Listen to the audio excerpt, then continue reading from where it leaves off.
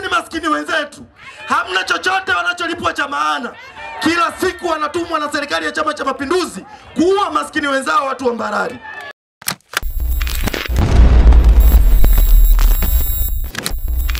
Jambo la kwanza, Rais Samia na serikali yako, tunawaomba sana, tafadhalini sana, acheni kulitabilia jambo hili mambo ya hovyo. Hili taifa halijawahi kuwa na haini. Kosa la uhaini ni kosa ambalo hatupaswi kulichekea. Hatupaswi kuona kama ni njugu za kumgawia mtu yoyote. Siku taifa hili likija kumpata haini, hawa polisi hawatamkamata kirahisi.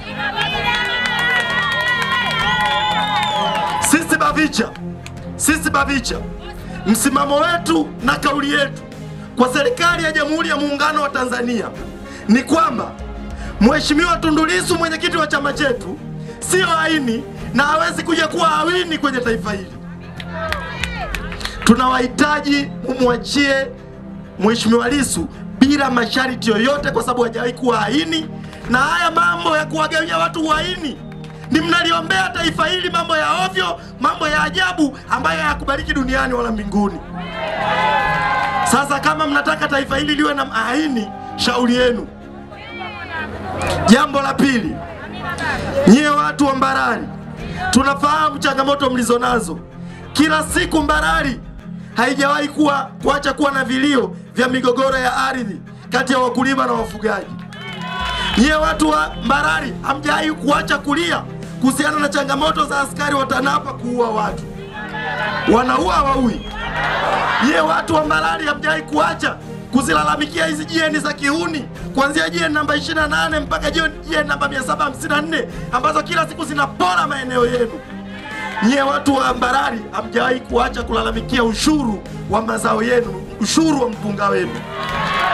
Hizo changamoto mlizonazo hazitakuja kuondolewa leo na hata milele kama mtakuja kuwa na nafasi ya kuchagua viongozi mliowataka nyewe wenyewe. Haya CCM kila siku yanatuchonganisha maskini kwa maskini, tuuane na tupigane. Hawa polisi ni maskini wenzetu, hamna chochote wanacholipwa cha maana. Kila siku wanatumwa na serikali ya Chama cha Mapinduzi kuua maskini wenzao watu wa Mbarali. Sasa niwaambieni polisi na watu wa vyombo vya ulinzi na usalama kwenye taifa letu, siku sisi maskini wenzenu tukija kuona nyesi wa watu salama kwetu, haki ya Mungu, mama zenu, baba zenu, wajomba zenu hawatakuwa na wenyewe salama.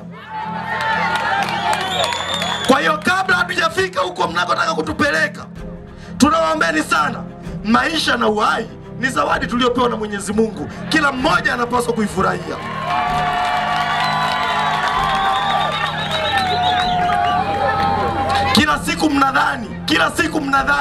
Kila siku mnadhani hawa Chadema watafanya nini?